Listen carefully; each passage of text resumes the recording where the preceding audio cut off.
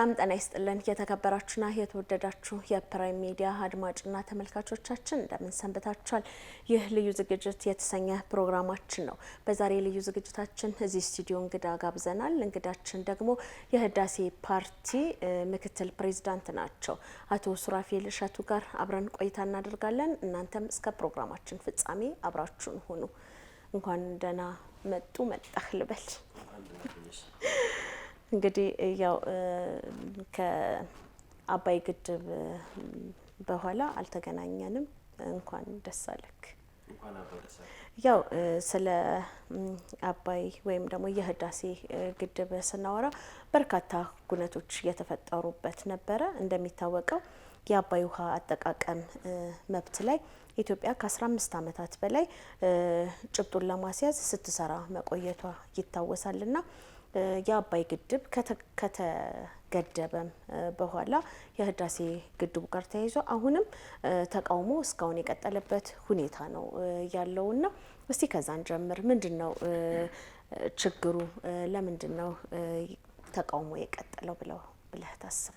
መልካም አመሰግናለሁ እድሉን ስለሰጣችሁኝ።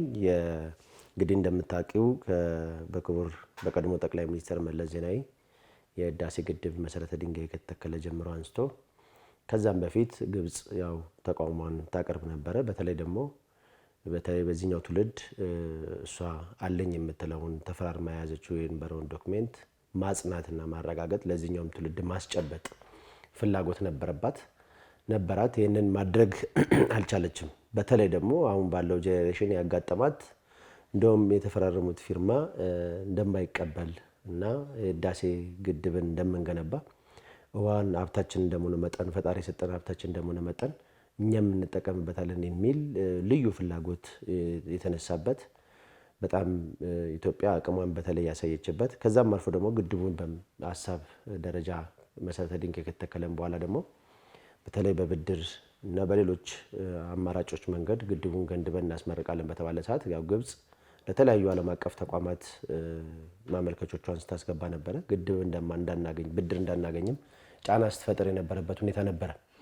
ከዛም አልፎ ግን ህዝብ ውስጥ የፈጠረው የነበረው ጫናና መነሳሳትና ፍላጎት እንደውም በቁጭት ህዳሴን ግድብ ገንብተን ማጠናቀቅና ለዓለም አያልነታችንን ማሳየት የምንችልበት አሻራ ማሳረፍ የምንችልበት መንገድ እንደሆነ እናሳይበታለን የሚል በተለይ ደግሞ ህዝቡ አንድነቱን ያጠናከረበት ይህም ደግሞ ከትንሽ ጀምሮ አቅም ያለውም አቅም የሌለውም ጭምር ግድቡ ላይ አስተዋጽኦ ማበርከት ከቻለ መገንባት የምንችልበትን መሰረት የጣልንበትና ፍላጎቶችን በይበልጥ አድርገን ያሳየንበት መንገድ ስለነበረ ይባስ የአድዋን ድል መልሰን የደገምንበት አንሸነፍም ባይነታችንም በዚህ ትውልድ ደግሞ የደገምንበት ከመሆኑ አንፃር ይባስ ግብጽን ለቁጭት የተዳረገችበት ምክንያት አለ ማለት ነው። እነሱ በትምህርት ካሪኩለማቸውም ፖሊሲዎቻቸውም ጭምር ለህፃናቶቻቸው ከኬጂ ጀምሮ ለሚያስተምሩት ተማሪዎች ናይል የነሱ የፈጣሪ ስጦታ እንደሆነ ጭምርና ናይል የነሱ እንደሆነ ጭምር የሚያስተምሩ ስለሆነ ግብጽ ውስጥ የናይል ስጦታ በየመንገዱ ላይ የሚፈስና ለልጆችም ጭምር የሚታይበት መንገድ ስለነበረ ይሄንን ታሪክ ለሚመጣው ትውልድ ለሷ ትውልድ ማሳየት አልፈለገችም። ከኢትዮጵያ ህዝብ ጉሮሮ ነጥቆ አሁንም የኛነት አይነት ስሜታቸውን ማንጸባረቅ የነበረበት ሰዓት ስለነበረ የፖለቲካ ሀብት እየጨመረባቸው መሄድ ስለጀመረ የነሱ የፖለቲካ መረጋጋት ካለመኖር ጋር ተያይዞ ጫናውን ወደ ኢትዮጵያ ለማምጣት ጥረት ያደረጉበት ነበር። ግን በዛ ሂደት ውስጥ ግድቡን በቁጭት የተለያዩ መሪዎች ቢለዋወጡም ኢትዮጵያ ውስጥ የነበሩ የፖለቲካ ትኩሳትም በሚፈለገው ፍጥነት ግድቡ ማጠናቀቅ ላይ እንቅፋት ቢሆንም ግን ደግሞ በነበረው ሂደትና ጥረት ፈጣሪ ምረርቶን ግድቡን ማጠናቀቅ ይችላል። ይሄንንም አድርገን ግን አልተዋጣላቸውም። አሁንም ትላንትና ሲሄድ ከ14 ዓመት በፊት ሲሄድ የነበረው የውሃ መጠን አሁንም አልቀነሰም። ይሄንንም እያዩ ግን ለምን ተሸነፍን አይነት ባህሪ ይዟቸው አሁንም በአባይ ግድብ ላይ ወይም ደግሞ በናይል ተፋሰስ ላይ የበላይነት ለማረጋገጥ ጥረት ያደርጋሉ። እኛ ግን ገንብተን ያሳየንበትና ያጠናቀቅንበት ነው። ቀጣይ ደግሞ ሌሎች ግድቦችና ፕሮጀክቶች በሚመጣው ጄኔሬሽን የሚሰራበት እንደሆነ መሰረት የጣልንበት አንድነታችንን ያስጠበቅንበት ነው። ይሄ ቁጭት ያው እነሱ የማያንኳኩት በር የለም። በዛም አልፎ ለጠላቶቻችንም ጭምር ድጋፍ በማድረግ አሁን በተለያየ መንገድ ትንኮሳ ለማድረግ ሙከራ እየተደረገ ያለበት ሁኔታ አለ። ኢትዮጵያኖች ግን ሳንደክም ጉልበታችን ሳይዘል ህዳሴ ግድብ ላይ የጀመርነውን ጀምረን የጨረስነውን ግድባችንን በዚሁ አንድነታችን ማስጠበቅ ቻልን። ሌሎች ቀጣይ አንድነታችን ሊያስጠብቅ የሚችሉ ፕሮጀክቶችን መስራት እንደምንችል ያሳየንበት ነው ማለት ነው። ስለዚህ ግብጽም ያው ሂደቷን ትቀጥላለች፣ ጥረቷን ትቀጥላለች እንጂ አሁን ላይ በግድባችን ጉዳይ ላይ በውሃችን ጉዳይ ላይ ከዚህ በኋላ ጥያቄ የሚያቀርቡት እነሱ እኛ የምንሰጥ መሆናችንን ሲያምኑ ብቻ ኢትዮጵያ መልስ የምትሰጥበት ነባራዊ ሁኔታ ይፈጠራል ብዬ አስባለሁ። ሌላው እንግዲህ ኤርትራ፣ ሶማሊያና ግብጽ በዲፕሎማሲ በውትድርናና በኢኮኖሚ ኢትዮጵያ ላይ መተባበርን ለምን መረጡ? ከዛም በተጨማሪ ደግሞ ይሄ ጉዳይ ያዋጣቸዋል ወይ? ያው ኤርትራ የረጅም ጊዜ ጠላታችን ነች። ከዛም አልፎ እንደ ኤርትራ እንደ ሀገር ሆና መቀጠል ስትፈልግም የምሽግ ውስጥ ቃል ኪዳን ነበራት፣ የቤተሰብ የዝምድና ቃል ኪዳን ነበራት።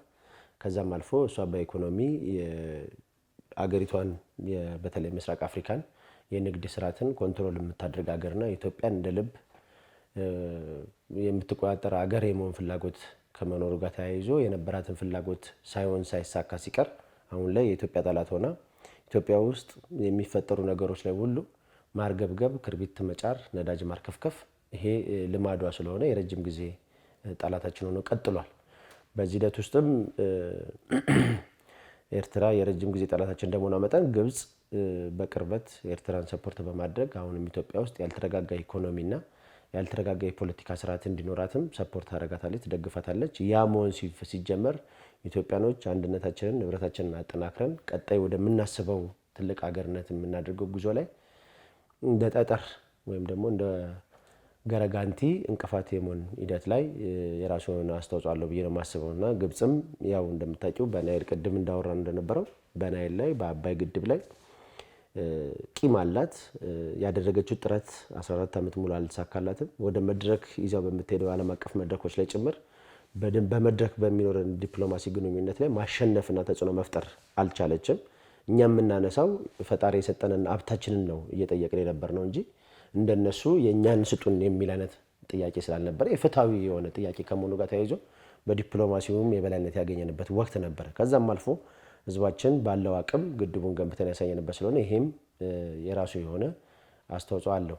ሶማሌ እንግዲህ ከዚህ በፊት እንደምታውቂው ልክ እንደ ኤርትራ ተመሳሳይነት ጦርነት የተከሰተበት ሁኔታ ነበረ፣ በድል ያጠናቀቅንበትም ቢሆን ከዛም አልፎ ሶማሌ በራሱ ያልተረጋጋ ሀገር እንደመሆኑ መጠን የተለያዩ አሸባሪ ቡድኖች የሚንቀሳቀሱበት ሀገር ከመሆኑ ጋር ተያይዞ የራሳቸው አሸባሪ ቡድኖች የራሳቸው የሆነ ፍላጎትም አላቸው ከኢትዮጵያ ጋር ማለት ነው።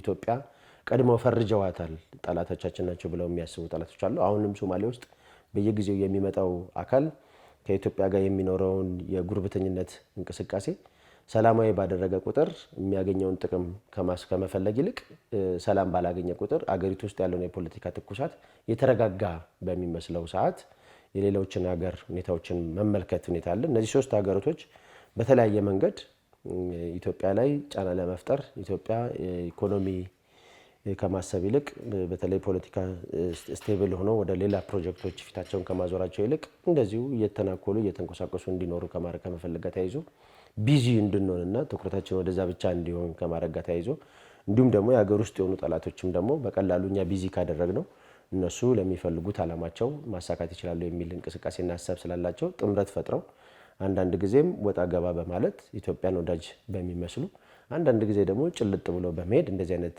ጫና ለመፍጠር ፍላጎት አላቸው። ይሄ ግን ዋናው ታርጌታቸው የአባይን ላይ ያላቸውን የበላይነት ለማረጋገጥ ግብጽ ያላት ፍላጎት ነው።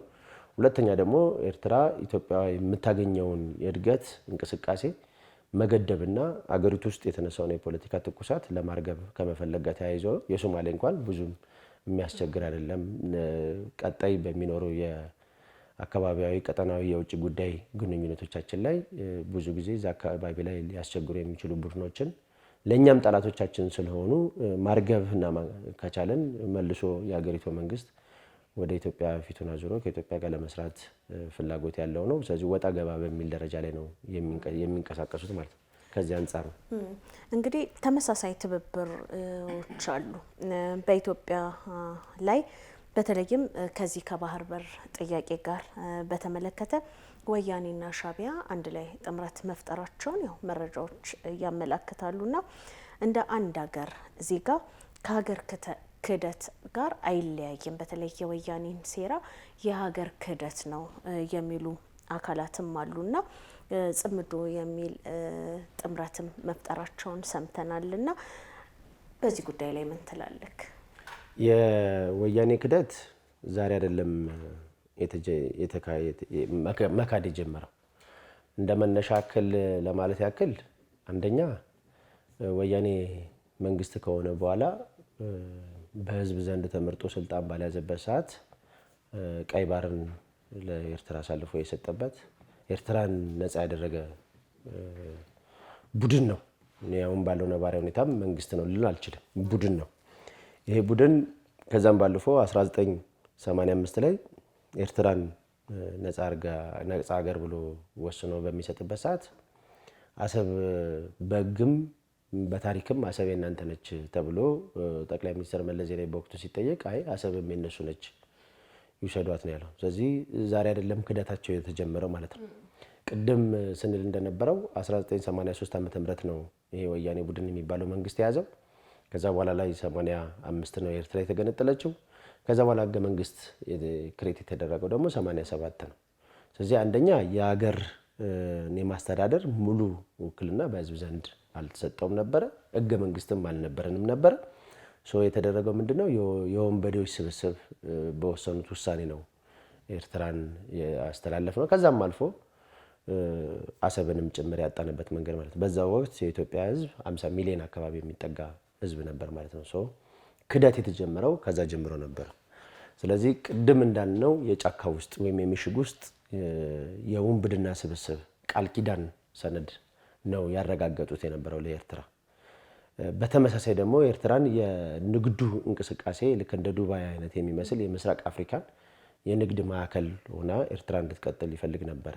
እነዚህ አካላቶች አሁን ሀሳባቸውን ከረጅም ዓመታት በኋላ ኢትዮጵያን እየመዘበሩ ሰፖርት እያደረጉ ለመሄድ በማል ያጋጠማቸው ያለመስማማት ሁኔታ ስላጋጠማቸው በሚፈልጉት መንገድ አልሆነላቸውም። የታሪክ ጉዳዩንና ለሰጡት ላጠፉትም ስህተት አሁን ላይ ያው የኢትዮጵያ ህዝብ በአንድ ክንድ ዋጋ ከፍሎም ቢሆን ነፃነቱን ካረጋገጠ በኋላ እኛ አንድነታችንን ብናስጠብቅ ኖሮ ይህንን ሁሉ ዋጋ እንከፍልም ነበረ። በኩርቱ ፌስታል ልብስ የሚይዘን እንሄድም ነበረ ከቤት መኪና ወርደን። ግን ደግሞ ለሰራነው ኃጢአትና ስህተት የመጣው የደረሰብን በደል ነው። አሁን ደግሞ አሁንም አብረን ሆነን አንድነታችንን አስጠብቀን ኢትዮጵያን ወደኋላ ወቅተን ታሪካችንን ማደስ አለብን የሚል አሁንም የምሽግ ላይ የጉድጓድ ላይ ቃል ኪዳን ሰነዳቸውን አድሰው ነው የመጡበት መንገድ ነው ያለው። ይሄ የኢትዮጵያ ህዝብ እንደ ትላንትናው እንደነበረው ይሸወዳል ማለት አይደለም። ዛሬ ሌላ ጥያቄ አብስረን ነው እየተነሳን ያለ ነው። አንደኛ በህዳሴ ግድብ ላይ አንድነታችንን አስጠብቀን ድል አድርገናል ግድባችንን። አይችሉትም አይገነቡትም የተባለውን ግድብ አሁን ደግሞ እንደውም ከዛ አልፈን 130 ሚሊዮን ህዝብ በደረስንበት ወቅት የምንተነፍስበት ወደብ ያስፈልጋል የሚል ጥያቄ ያነሳንበት ነበር። ትላንት ለተሰሩ ታሪኮች ዛሬ ላይ ለሚቀጥለው ትውልድ የምናስተላልፈው ታሪካችንን የምናድስበት ነው ብለን የተነሳንበት ወቅት ላይ አሁን ድጋሚ ጥምረት ፈጥረው አንድነት አስጠብቀን መተን ኢትዮጵያን እንደ ትላንትኑ እናኮላሻለን፣ አንገቷን እናስደፋታለን የሚል ዝማሬ ውስጥ የገቡበት ወቅት ነው። ይሄ ግን የማይሳካላቸው እንደሆነና ታሪክ ድጋሚ ራሱን እንደሚደግም የሚጠፉበት መንገድ እንደሆነ ማሳያዎች ደግሞ አሉ። በትላንትናው 50 ሚሊዮን ህዝብ ቁጥር አይደለም ያለው። አሁን በጣም የተማረ ነው፣ የሰለጠነ ነው፣ ቴክኖሎጂ የታጠቀ ኃይል ነው ያለው። ቁጭት ውስጥም ነው ህዝቡ። ኢኮኖሚው ራሱ ያፈጠረው ትኩሳት አለ። ወደቡ ቢኖር ኖሮ እንደምታውቂው 70% አካባቢ የኢኮኖሚ ግሽፈት ወደታች የሚወርድበት ሰዓት ነበረ ማለት ነው። ይሄ ባለማግኘቱ ነው አሁን ዋጋ እየከፈለ ያለው የኢትዮጵያ ህዝብ። በዚህ ደረጃ ላይ ጥቃቅን የሚመስሉ የጫካ ውስጥ ውሎችና ሰነዶች አሁን ላይ ለአንድና ለመጨረሻ ጊዜ የመጨረሻ የሚቀበሩበት ስርዓት ሊሆን እንደሚችሉ ተስፋ አደርጋለሁ በእኔ በኩል። አንተም እንዳነሳኸው ቀይ ባህር በታሪክ የኢትዮጵያ አካል ነበረ። በታሪክ አጋጣሚ ደግሞ ከኢትዮጵያ ንብረት እንዳይሆን ተወስኗል ማለት ነው። አሁን የኢትዮጵያ መንግስት የባህር በር ያስፈልጋል፣ እንዴት መጠቀም እንችላለን እያለ ነው። ይህ ጥያቄ የሚቃወሙ ከውስጥም ከውጭም አሉ። እንደ ፓርቲ እናንተ ምን አይነት አቋም ላይ ነው ያላችሁ? ከዛም በተጨማሪ ደግሞ እንደ አንድ ግለሰብ እንደ አንድ ኢትዮጵያዊ የባህር በር ጥያቄን እንዴት ነው የምትመለከተው? መልካም። አንደኛ በሁለት መንገድ ማየት ያስፈልጋል። አንዱ በታሪክ ነው፣ ሁለተኛው ደግሞ በህግ ደረጃ ነው። በታሪክ 1880 አይ ቲንክ ይመስለኛል እንደዛ ጣሊያን ወረራ በጀመረበት ሰዓት ኃይለ ሥላሴ ያደረጉት የነበረው ከዛ ወደዛ በወቅቱ የነበረው መንግስት ከባህር ወደዛ ያለውን ፓርት ያስተዳድሩ የሚል ውሳኔ ነበራቸው። ለምን ወረራው በጣም እየገፋና እየጨመረ ከመምጣቱ ጋር ተያይዞ ጣሊያንም የኔ ግዛት ነው የሚል ጥያቄ የሚያነሳበት ወቅት ስለነበረ ያኛውም ግዛት ይዞት ሰላም የምናገኝ ከሆነ ተብሎ የስምምነት ነበራቸው። ከዛ በኋላ ደግሞ ስምምነቱ ከ1901 እስከ 1908 የአዲስ አበባ ስምምነት ነበረ። አዋጭ ነው ውጫሌ ስምምነት ነበረ። ከዛ ደግሞ ፈረሴር የሚል ስምምነት ነበረ። 3 ስምምነቶች ነበሩ። በእነዚህ 3 ስምምነቶች ከ1901 እስከ 1908 በነበሩ ስምምነቶች ከዛ በኋላ ያለው ከባህር በኋላ ያለው ጣሊያን እንደሚያስተዳድረው የነበረ ስምምነት ነበረ። ከዛ በኋላ ላይ የነበረው ስምምነት ግን ራሱ ጣሊያን ከ1924 እስከ 1935 በነበረው ጦርነት ውስጥ ራሱ ስምምነቱን ጥሶ ነው የመጣው የነበረው። ጥሶ መጥቶ ከዛም አልፎ እስከ አዲስ አበባ ድረስ ወረራ ለማድረግ ሞክሯል። ስለዚህ ምንድነው የተደረገው? በዛ ወረራ ውስጥ በዛ ሂደት ውስጥ 1954 አካባቢ 1950 አካባቢ ድጋሚ ስምምነት የዓለም ስምምነት ላይ ሲከናወን በጣሊያን ስር የነበረው ግዛት ለኢትዮጵያ ይመለስላት የሚል ስምምነት ነው ጃንሆይ ኃይለ ሥላሴ የተፈራረሙት የነበረው ማለት። ስለዚህ ምን ማለት ነው? በስምምነቱ መሰረት ጣሊያን ያፈረሰውን ስምምነት ተመልሶ ተሰርዞ ለኢትዮጵያ የተወሰነበት ወቅት ነበር ማለት ነው። በተመሳሳይም ካይሮ ስምምነት የሚባለው 1964 ላይ ድጋሚ ምንድነው የተደረገው? የኢትዮጵያ ግዛት የሆነውን ውሃ እና ተራራን ጭምር ለኢትዮጵያ ያደርጋል ነው። በቀኝ ግዛት የተያዙ ግዛቶች ጭምር የኢትዮጵያ ያደርጋል የሚል ነው ማለት ነው። ምንድነው ያደረጉት? በታሪክም እስከ 1964 ጀምሮ እስከ ደርግ ስራ ድረስ እስኪመጣ ድረስ ኤርትራ የማን ሆና ነው የቀጠለችው ማለት ነው? የኢትዮጵያ ሆና ነው የቀጠለችው ማለት ነው። ስቲል ባለን ሁኔታ ድረስ በህገ መንግስታችንም ይሁን በሌላ ሰነድና ውል መሰረት ኤርትራ ነፃ ግዛት ነች ብሎ የወሰነ የለም እስካሁን ድረስ ማለት ነው። ለምን? በወያኔ ሰዓት ህገ መንግስትን መሰረት ያደረገ ውሳኔ አይደለም የተወሰነው። ስለዚህ ኢትዮጵያ የምታውቀው ታሪክ በታሪክ መሰረት የታየዘላት አልነበረም ማለት ነው። ነፃ ሀገር ነች ብሎ ኤርትራ የተወሰነላት አልነበረም ማለት ነው። ከዛም ስንመለስ ደርግም ያንን አስጠብቆ ነው የቀጠለው ማለት ነው። በኃይለ ሥላሴም በህገ መንግስት ውስጥ ደግሞ በሀገር ታሪክ በሀገሪቷ ውስጥ ደግሞ የህግ ደግሞ መገዣ ደግሞ አንቀጽ 01 ላይ ደግሞ አስቀምጧል። አንቀጽ 01 ላይ ምን ያስቀምጣል? ባህር ተራራ ይላል። እነ ዳላክን ጨምሮ ነው ተራራው ጭምር በኢትዮጵያ ግዛት ስር ነው የኢትዮጵያ ግዛት ነው ብሎ ያስቀምጣል ማለት ነው። ደርግም በራሱ ህገ መንግስት ላይ በዛ ደረጃ ላይ ኢንክሉዲንግ አድርጎ አስቀምጧል። አንቀጽ 02 ላይ የኃይለ ሥላሴን ህገ መንግስት ሙሉ ለሙሉ ኮፒ አድርጎ አስቀምጧል ማለት ነው። በታሪክ ኤርትራ ነፃ ሀገር ሆና ተብላ በኢትዮጵያ የተወሰነችበት ላይ ምንም መንገድ ያልተገኘበት ሁኔታ ነው ያለው ማለት ነው። ይህንን ነው እኛ የምናውቀው ተዋርዶ የመጣ ማለት ነው። ከዛ በኋላ ስንመለከት ያው ወያኔ በወንባዶች ስብስብ ያንን ውሳኔ ያስወሰኖ እንዲቀለበስ ተደረገ ማለት ነው። ከዛም ስንመጣ ኤርትራ ከተገነጠለች በኋላም አሰብ የእናንተ እኮ ነው በታሪክም ሲባል አሰብን አንፈልግም ነው ተብሎ ይሄ የሚያሳየው ምንድነው? የውስጥ የነበራቸው ስምምነት እንደነበረና በነፃ መንገድ የኤርትራን ሰጥቶ ከወደብ ውጭ ለማድረግ የነበረ እንቅስቃሴ ፍላጎት እንደነበረ ያሳያል። የራሳቸው የሆነ ድብቅ አጀንዳ እንዳለ ታሪክ ጊዜውን ጠብቆ የሚያወጣው እንደሆነ እንደተጠበቀው ነው እንደነበረ የሚያሳይ ነው ማለት ነው። በዚህ ሂደት ውስጥ ኢትዮጵያ ዋጋ እየከፈለች የመጣችበት ሁኔታ አለ ማለት ነው። አሁንም ኢትዮጵያ መንግስት የጠየቀው ጥያቄና የኢትዮጵያ ሕዝብ የጠየቀው ጥያቄ ትክክለኛ መብቱን ነው የጠየቀው። አሰብ የኛ ነበረ፣ አሁንም ይገባናል። 130 ሚሊዮን ሕዝብ ነው ያለው። ጎማ ውስጥ ከቧንቧ ውሃ ቀጥታ ሲመጣ የሚተነፍስበት ካሌለ ተመልሶ ወደኋላ ነው የሚሄደው። ካለበለዚያ መተንፈሻ የለውም ማለት ነው። አሁንም የኢትዮጵያ ሕዝብ 130 ሚሊዮን ሕዝብ ደርሶ አሁን የሚበላው የተቸገረበት፣ የሚጠጣው የተቸገረበት፣ ከዛም አልፎ ደግሞ ከውጭ የሚገባው ንግድ ገበያ ያልነበረበት በጣም የተወደደበት ሰዓት ነው ማለት ነው። በአክሱም ስርዓት ውስጥ ራሱ ስንመለከት ያው ግዛት ይሰፋል፣ በሆነ ሰዓት ይጠባል። ለገበያው አመቺ እንደመሆኑ መጠን የሆነ ቦታ ላይ ሙቭ ያደርጋሉ። በዛ አግባብ ግዛቶች እየሰፉ ይሄዳሉ ማለት ነው። በአክሱም ጊዜ ራሱ 129 ንጉሶች እንኳን ሲያስተዳድሩ በዛ ሰዓትም የኢትዮጵያ ግዛት ሆኖ ነው የቀጠለው ማለት ነው። በሌሎቹም ስርዓቶች የንጉስ ስርዓቶችም በዛው አግባብ ነው የቀጠለውና አሁን ስንመለከት የታሪክ ክደት የተፈጸመበት ስለሆነ ኢትዮጵያኖች በወቅቱ ኢትዮጵያን ወዳድ ባልነበሩ መሪዎች የምትመራ ሀገር እንደመሆኗ መጠን ዋጋ የከፈልንበትና ስቲል ነው ለሚቀጥለው ትውልድም ጭምር መጥፎ አሻራ ጥለንበት የሄድንበት ነው። ከዛም አልፎ መሰጠቱ ጥሩ ሆኖ መልካም ሆኖ ብንለው እንኳን በወቅቱ በወደብ ጉዳይ ላይ እንኳን የማንነጋገርበት የማንተነፍስበትን እንኳን እንድንሆን አድርጓል። ስለ ቀይ ባህር ጉዳይ ስታወሪ ጦርነት ነጋሽ፣ ጦርነት አንሺ እንጂ መብትሽን የምትጠይቂ እንዳትሆኝ ተደርገሻል ማለት ነው። የራስሽ የሆነውን ሀብትሽን ሀብቴ ለምን ሄደብኝ ብለሽ እንዳትጠይቂ እንዳልተነፍሽ ስርዓቱ ይከለክል የነበረበት ወቅት ነበር ማለት ነው። አሁን የመጣው ነገር ምንድነው? የራስህን የሆነ ንብረት በሰላማዊ መንገድ ጠይቅ። ይምጣልንም አይደለም እንጠቀምበት በጋራ ምንም እንትን የለውም። ስለዚህ አንዳንድ ጊዜም ለሚዲያዎችም የሚነገሩት የነበረው ቃላቶች ግመል ሽንት ማሽኛ ነው፣ እነሱ ስማሽ ተጠቀሙበት፣ ለምንድን ነው የምትጠይቁት ይህን ጥያቄ፣ እኛ ተቸገር ነው ወይ እየተባለ መልስ የሚመለስበት የነበረው ስርዓት የነበረበት ወቅት ስለሆነ የራሳችንን ንብረት በራሳችን ዜጎች ተጠይቋል። ጥያቄው በሰላማዊ መንገድ ወደ ሀገር ውስጥ ሀገራችን ኢትዮጵያ እንድትጠቀምበት የኛ ፓርቲ ሙሉ ድጋፍ ይሰጣል።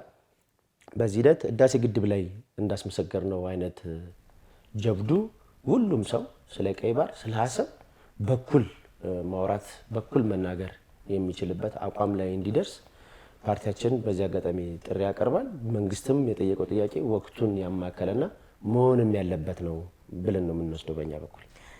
የህዳሴ ግድብ ምርቃት የድጋፍ ሰልፎችን ስንመለከት ነበርና የድጋፍ ሰልፎቹ ህዳሴ ተገድቧል፣ ከግድብ ወደ ወደብ የሚሉ ጥያቄዎች ትንሽ አነጋጋሪ ነበሩ።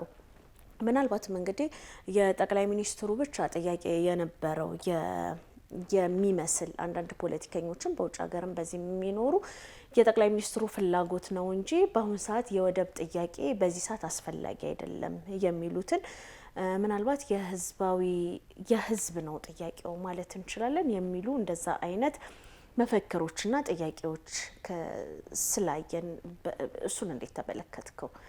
መልካም መቼን ጠየቅ ነው እንግዲህ ውጭ ያሉ ሰዎች ሀገሪቱ ውስጥ ያለውን የኢኮኖሚ ነባራዊ ሁኔታ እየለበለባቸው ስላልሆነ ላያውቁት ላይረዱት ይችላሉ። ሀገር ውስጥ ደግሞ ያሉ አንዳንድ ፖለቲከኞች ደግሞ የፖለቲካ አቋማቸው ገና ለየትኛው ማህበረሰብ ሊታገሉለት እንደሚችሉም የማይለዩበት ወቅት ነው ያለው። አንዳንዴ ኢትዮጵያ ውስጥም ሆኖ የሚቃወም ሰው የውጭ ሀገር ዜጋ ነው የሚመስልሽ። ፖለቲካው በራሱ መንገድ እየተሰሩ ያሉ መልካም ስራዎችን እየደገፍሽ ለህዝብ የሚጠቅመውን ስራ ደግሞ ወደ ህዝብ እያመጣሽ የሚጎዳው ላይ ደግሞ እየተቃወምሽ መሄድ አለበት። እኔም ማስበው በዚህ በያኛው ዘመን ክፍለ ዘመን ልትከታዩ የምትችሉ የፖለቲካ ሁሉንም ነገር እየተቸሽ የኬርሽ አስቸጋሪ ነው። የጠቅላይ ሚኒስቴሩ ጥያቄ እኔ ጠቅላይ ሚኒስቴሩ ወስደውት የፓርቲ ጥያቄ ያደርጉታል የሚል ግምት የለኝም። ብልጽግናም የኔ ጥያቄ ነው ብሎ የሚወስደው አይመስለኝም። የህዝብ ጥያቄ መሆን አለበት። አዎ ህዳሴ ግድብ የታሪክ አጋጣሚ ሆኖ ክቡር ጠቅላይ ሚኒስቴሩ ሄደው አስመርቀውታል። በታሪክ አጋጣሚ ግድቡን በተገነባበት ሰዓት መጥተዋል፣ አስጨርሰዋል። ግድቡ ላይ የነበረውን ውስብስብ ችግሮችን ፈተዋል፣ ለምርቃት እንዲበቃ አድርገዋል። ግን ደስታውን ሼር ያደረገው ነው የወሰደው ግን የኢትዮጵያ ህዝብ ነው። የተሰራው ለኢትዮጵያ ህዝብ ስለሆነ ማለት ነው። የቀይ ባህር ጥያቄም መልስ አግኝቶ ኢኮኖሚው ላይም ተጠቃሚ ሊሆን የሚችለው የኢትዮጵያ ህዝብ ጠቅላላ ነው እንጂ ክቡር ጠቅላይ ሚኒስቴሩ መሳሪያ አያስገቡበትም ወይ ደግሞ መኪና አያስገቡበትም። ብቻቸው የጋራ የሆነ የህዝብ የሆነ ጥያቄ ነው ብዬ ነው የምወስደው።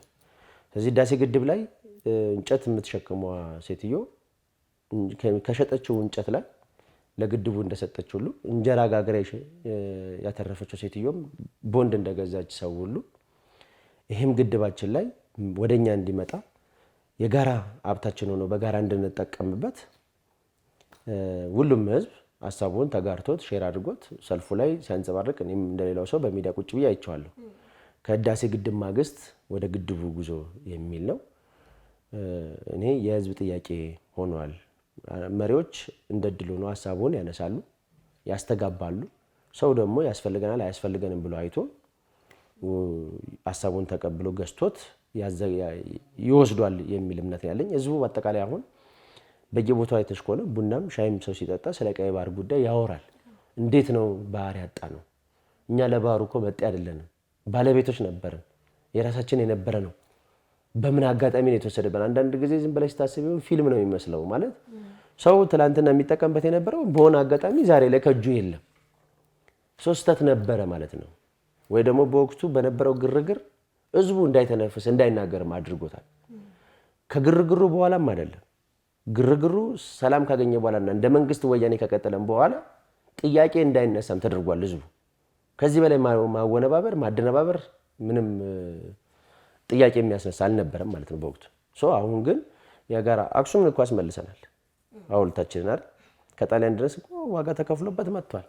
የዲፕሎማሲ ግንኙነታችንን የበላይነት የሚያረጋግጥ ነው። አሁንም በዲፕሎማሲ ጉዳይ ላይ ህዝቡ 120-30 ሚሊዮን ህዝብ ባለው አጋጣሚ በሚያገኘው የኮሚኒኬሽን አጋጣሚ ጥያቄውን ያነሳል። የሆነ ሳለ ግን የባህር በር ባለቤት መሆናችን የማይቀር ነውና የህዝብ ጥያቄ ነው። ውጭ ላይ ያሉ ሰዎችና አሁን ፖለቲካው ላይ ያሉ ሰዎች ለራሳቸው ፖለቲካ ፍጆታ ለመጠቀም የምናደርገው ጥረት ከሆነ አያዋጣም። አሁን በህዳሴ ግድብ ላይ የከሌ ነው ብለን ተልካሻ የሆነ ፖለቲካ ለማትረፍ የምናደርገው ጥረት ካልሆነ በስተቀር ዘለቄታዊ የፖለቲካ ትርፍ ለማግኘት የምናደርገው ጥረት ዋጋ የለውም፣ አናተርፍበትም ማለት ነው። ቀይ ባህር የህዝብ አይደለም የህዝብ ነው ከምንለው ውስጥ ወጥተን እኔም ጠያቂ መሆን አለብኝ ስለ ባህሩ። ለምን ብል የነገ ትውልዱ ቢያንስ የተረጋጋ ፖለቲካ እንዲኖር እፈልጋለሁ። የተረጋጋ ኢኮኖሚ እንዲያራመድ እፈልጋለሁ።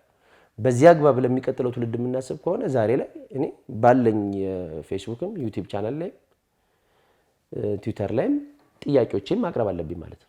ሌላም ወንድሙና እህቶቼ በዚህ አግባብ ጥያቄውን የህዝብ አድርገን ጥረታችንን ማድረግ አለብን የሚል እምነት ነው ያለኝ። እንደ ሸቀጥ ባናደርገው መልካም ነው ባይኔም በኔ በራሴ በኩል ማለት ነውና የህዝብ ጥያቄ ነው ለማለት ነው። ኢትዮጵያ ያነሳችው የባህር በር ይገባኛል ጥያቄ ስኬታማ እንዲሆን በፖለቲካና በዲፕሎማሲ በውትድርናና ደህንነት በኢኮኖሚና መሰረተ ልማት ምን ቢሰራ ነው የፈለገችው ልታሳካ የምትችለው? ይሄን ጥያቄ እንግዲህ አንደኛ አገር ወዳድ የሆነ ማህበረሰብን መፍጠር ያስፈልጋል ባይ ነኝ። ከ14 ዓመት በፊት የጀመርነውን ግድብ በቁጭት እንደጨረስነው አንድነታችንን እንዳስጠበቅነው ሁሉ አሁንም አንድነታችንን አስጠብቀን ወደፊት ለምናስበው ህልም ማለምና መሄድ መጓዝ ይጠይቃል። ያን ለማድረግ ግን ቅድም አንቺም ስታነሺው እንደነበረው ኢትዮጵያን መስለው ግን ኢትዮጵያን የማይወዱ አይነት ሰዎች አሉ። ስለዚህ አንዱ ትልቁ መሰረት አለበት ብዬ የማስበው ወታደሩ ላይ እውነተኛ ወታደር ኢትዮጵያዊ ወታደር እንዲሆን ማድረግ ያስፈልጋል። ወኔ ያለው ወታደር እንዲሆን ያስፈልጋል ማለት ነው። ሌላው አልፎ እኛ እንኳን ትላንት በእኛ ስር የነበረውን አሰብና ቀይ ባህር ቻይና እኮ ከ10,000 በላይ ወታደር አርፋበታለች እኮ ከሩቅ መታ ማለት ነው። ለምን? ስላስፈለጋቸው ነው። እኛ አገርን ሰላም ለማድረግ በሰላምም በደህንነቱን ጉዳይ ላይም ስቴብል ሆኖ ለመቀጠልና ነገ ተጽዕኖ ፈጣሪነታችንን ለማረጋገጥ የምናስገባውን የራሳችን የሆነ ነገር ራሳችን ኮንትሮል እያደረግን ማስገባት የምንችልበት መንገድ መፍጠር ያስፈልገናል ማለት ነው። ከዚህ አንጻር ነው ጥያቄዎቻችን ያቀረብነውና ሁሉም በተሰማራበት ሙያ ጀብዱ ሆኖ አገሩን በወደደ ስሜት ኢትዮጵያዊነትን በተላበሰ መንገድ አገልጋይነት መንፈስ መላበስ አለበት። ለምሳሌ ዶክተር የሚያክመውን ሰው ስለሚያመው ነገር በደንብ አድርጎ አዳምጦ ያንን ህመም ተረድቶት የሚያስፈልገው መድኃኒት እንደሚሰጠው ሁሉ ቀይ ባህርም ያስፈልገኛል የሚል ዶክተር ሊፈጠር ይችላል ማለት ነው፣ ይገባል ማለት ነው። ሐኪምም አስተማሪም በተመሳሳይ ማለት ነው። በተማረበት ሙያ አሸናፊ መሆን የምንችል ከሆነ ኢትዮጵያን ሆነን ኢትዮጵያ ወዳዶች የምንሆን ከሆነ ማናሳካበት መንገድ የሚፈጠርበት አግባብ አይኖርም ብዬ ነው የማስበው። ይሳካል ባይ ነኝ። አሁን ግን እያጋጠመን ግን ያለው አንዳንዱ ልክ ጣሊያን በወረረን ሰዓት መንገድ የሚያሳይ የነበረው የኛ ሰው ነው፣ በዚህ ግባ በዚህ ውጣ እንዳለው እንደነበረ አሁንም እንደዚህ አይነት ተልካሻ ሰዎች አይጠፉ እንቅፋቶቻችን ሊሆኑ የሚችሉ ማለት ነው። እነዚህ ሰዎች ካልተሳካላቸው እና ካልሆነላቸው ትንሽ ገርበብ ቢሉና ሊያሳኩት ለሚችሉ ሰዎች እድል ቢሰጡ መልካም ነው። ለምን የሚቀጥለው ትውልድ የሚተነፍስበት የሚናገርበት ወጥቶ የሚገባበት እና የሚነግድበት ስለሆነ ከዚህ አንፃር ሁላችንም ኢትዮጵያኖች ወዳድ ራሳችንን የምንወድ ወንድሞቻችንን፣ ቤተሰቦቻችንን፣ ጎረቤቶቻችንን የምንወድ አንዱ ከአንዱ የምንተሳሰብና የምንከባበርበት መሆን ከቻልን ቀይ ባህርን የኛ የማናደርግበት ነገር የለም። መንግስትም በተለይ አንድነትን ሊያስጠብቅ በሚችል መንገድ ሰውን ማስተማር፣ መስበክ፣ ባለቤት እንዲሆን ማድረግ ላይ አስተዋጽኦ ልዩነቶችን ባጠበበ መንገድ እንዲሄድ አስተዋጽኦ ማድረግ መቻል ከቻለ ውጤታማ እንሆናለን ብዬ ነው የማስበው። እንግዲህ እጅግ በጣም ነው የማመሰግነው ለሰጠኸኝ ማብራሪያ። ሌሎች እኔ ያላነሳዋቸው ማንሳት የሚገባ ነገር አለ ካልክ እድሉን ልስጥቅ። በእኔ በኩል ጥያቄዎችን ጨርሻለሁ፣ ግን በሌላ ጊዜ እንደዚሁ እየተገናኘን ውይይት እናደርጋለን ብዬ ተስፋ አለኝ። በእኔ በኩልም አመሰግናለሁ። ምንም ማነሳው ሀሳብ የለም። ትላንት የህዳሴ ግድብን ጀምረን ጨርሰናል። ይሄ በተለይ አዲሱ ትውልድ አሁን ያለው ጄኔሬሽን ለሚቀጥለው ትውልድ የሚያስተላልፈው መልእክት እንዳለ ማሳያ ነው። እኛ ትላንትና የአድዋ ድል ያደረጉ ልጆች አባቶች ልጆች ነን እንደምንል ሁሉ አክሱምን የሰሩ እጆች የኛ ነው ብለን እንደምንናገረው ሁሉ እኛም ደግሞ ህዳሴ ግድብን የሰራን ልጆች ነን ብለን ለሚቀጥለው ትውልድ እንደምናስተላልፍ ሁሉ የዚህ ታሪክ ባለቤት ለሆነው ለኢትዮጵያ ሕዝብ ሁሉ እንኳን ደስ ያለ የሚል መልእክት ያስተላለፍኩኝ። ቀጣይ ደግሞ ለሚቀጥለው ትውልድ መተላለፍ አለበት።